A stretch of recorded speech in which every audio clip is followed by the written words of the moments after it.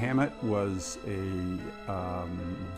writer, an important American writer, really in the kind of golden age of American literature. I mean, Dashiell Hammett, his real name was Samuel Dashiell Hammett. Hammett goes ahead and writes, a couple of novels, writes 100 short stories and 5 novels, actually.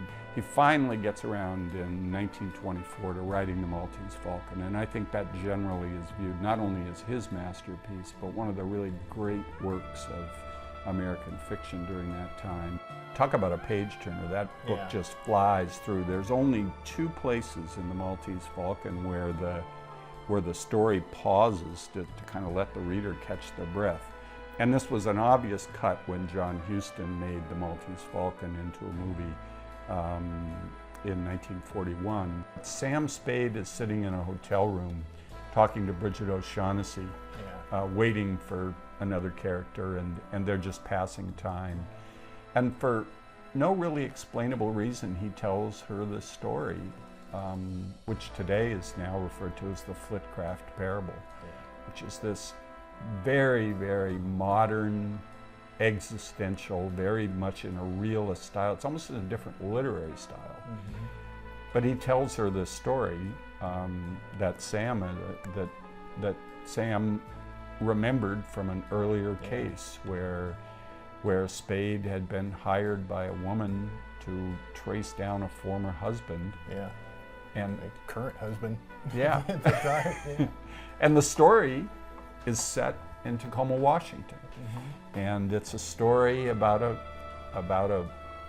guy, of upper middle class guy who's got a fancy car and a wife and kids. Yeah, 2 kids, 2 boys and a wife. Yeah, that's the one that I illustrated, and it is one of the 2 pauses in the story, and it's interesting in that even though it, in addition to it being different, a pause in the story, it's also a break in how Spade talks, because Hammett says that Spade he just starts into the story. It's like the chapter starts, and then Spade sits Bridget down, and begins to tell the story in a way that he's never told the story before.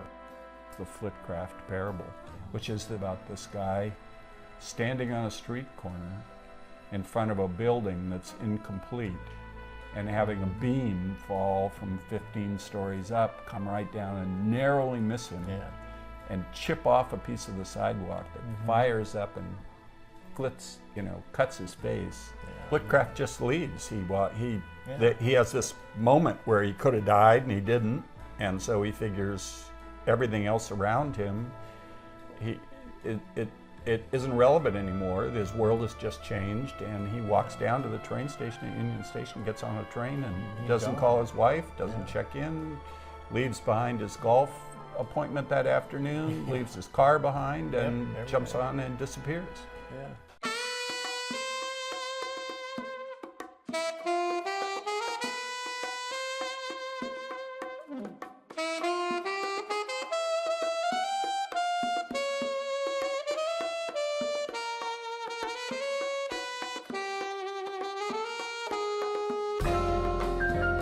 Hammett was, I was born in Baltimore, and sort of as a young man dropped out of school and ended up kind of working through a bunch of different jobs, eventually working for the Pinkerton Detectives, which was, in those days, in the early part of the 20th century, was mainly sort of private police and a little bit of thuggery, for a fee. Not only was he in the First World War, but he got flu during the influenza epidemic of 1918, which aggravated into tuberculosis. And as a young veteran after the war, the Pinkerton job after the war took him out to Spokane and then into the kind of struggle in the minefields of Montana. By 1920, he is really taken down by tuberculosis. He's, at 26 years old, is referred to the medical hospital, the newly built public health hospital in Tacoma. In early November, early winter of 1920, got off the night train from Spokane and arrived, probably a rainy night, and walked off the train and stood there in front of Union Station and took the streetcar up to the hospital, checked in, and then that winter of 1920-1921, young Samuel Hammett spent in Tacoma.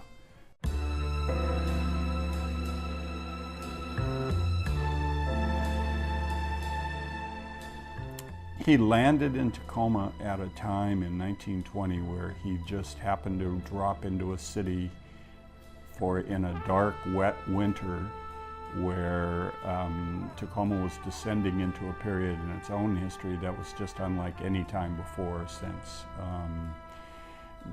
Prohibition had started in 1916. Tacoma was a huge town for breweries, so that industry was in collapse. Organized crime and corruption within the city had really taken over the elected officials, and the upstanding organizations in the city in many ways were just as broken and corrupt as the gangsters and the organized crime that was starting to really get fully blown around Prohibition. And Tacoma was a city that prospered on adult entertainment and just the kind of dark side of human behavior, and for a young 26-year-old artist to step into that and be inspired by that is just, it must have been overwhelming for him.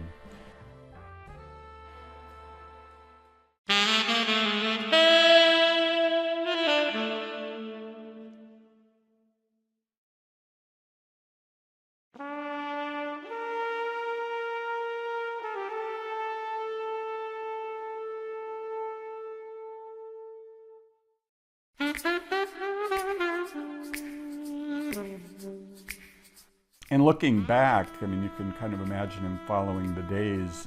A couple of big events occur during that winter. A 49-year-old mill worker, a carpenter who worked out in the mill on the port, lived up on the hilltop, which was kind of working class in those days. He decided to walk down to a newsstand that his two older sons kept down at 19th and Jefferson in what would today be the middle of the University of Washington, Tacoma. And he decided to go out, a little bit unusual. His wife cautioned him, be careful out there, there's robbers on the street. But he walked down the hill going to meet the boys down there, and he got down to near 19th and Jefferson, and a young police officer named Officer Kraft, had just picked up a report of an armed robbery.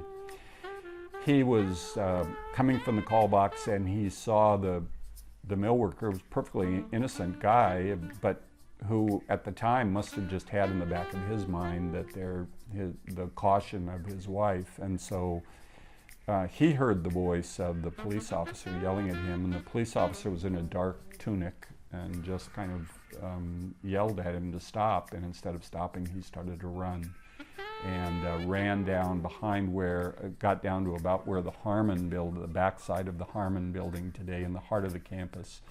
And Officer Kraft pulled out his service revolver and fired in the air a couple shots. Didn't stop, so he, the next purely cautionary shot, he fired into the sidewalk, into the street. And just on a complete random fluke, the bullet hit the granite curbstone and ricocheted up. It was over 100-yard shot, so a long, totally unintentional shot. The bullet came up, went into the ribs of the 49-year-old mill worker, and 20 minutes later he was dead. The mill worker's name was Samuel Hamblett, so with the exception of one letter being different, it was the same name because Dashiell Hammett would only use Dashiell as his name, as a pen name. His name at the time, everybody called him Sam, and he was Samuel Hammett. So you can imagine on the morning of the 15th picking up the newspaper and reading this story about, first of all, seeing your name, that you're dead, on the front page of the paper, and then reading the details of how it was a random, totally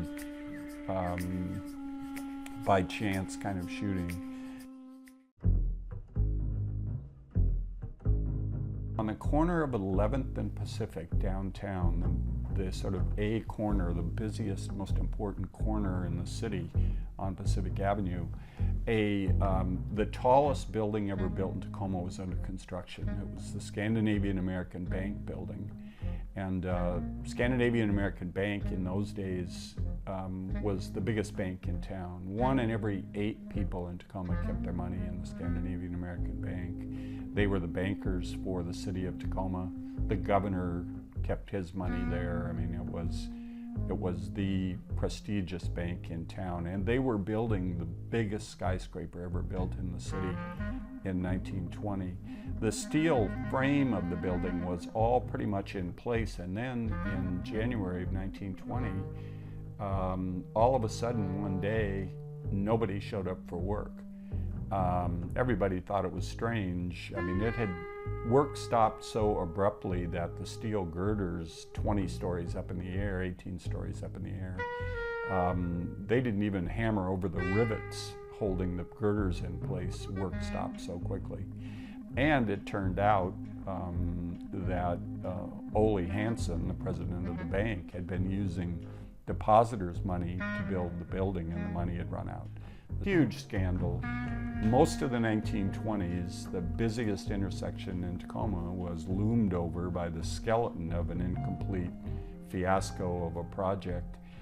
And Hammett would no doubt have noted that amid the times when it seemed like all of the dastardly bootleggers and gangsters that were running the speakeasies and stuff were pulling off crimes, they were petty compared to what was going on with the most prestigious, highest ranking people in the whole, in the whole city. He stood there at 11th and Pacific at that uncompleted building that was, it was corrupt in a political and in a social way.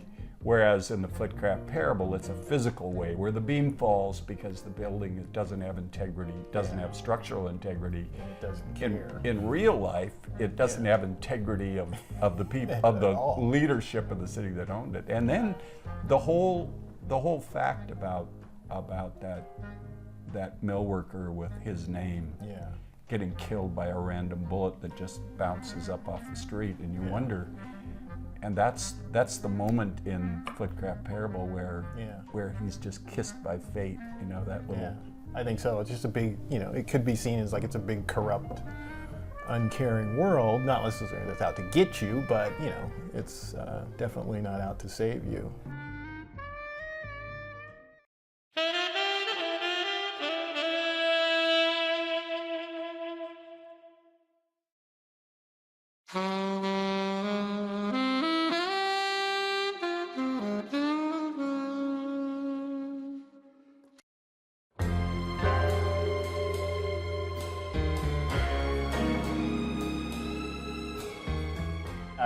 I like the way Hammett went about describing the characters. He was both very clear about some of the features, but then he would also throw in some wording that described the character in a way that wasn't visual.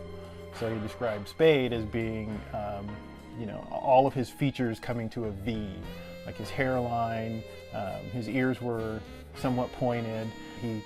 He said he looked somewhat like a blonde Satan. So when I was drawing Spade, I tried to give him that sort of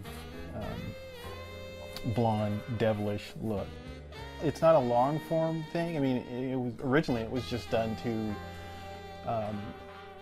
accompany the editorial. It was part of the overall editorial piece on Hammett, and so it was just to show you, Hammett's sort of take on Tacoma, give you a sort of a sampling of how he wrote and what it was like, and the parable. I did some experiments, and I found that I didn't want the colors to be very bright or very well done. Again, it's like I wanted to keep it cheap and sort of pulpy, and then the way that the colors were applied also made it look really kind of rushed and again cheap, because they were instead of following the edges nicely, all of the color shapes were cut out and applied very, very quickly and very fast.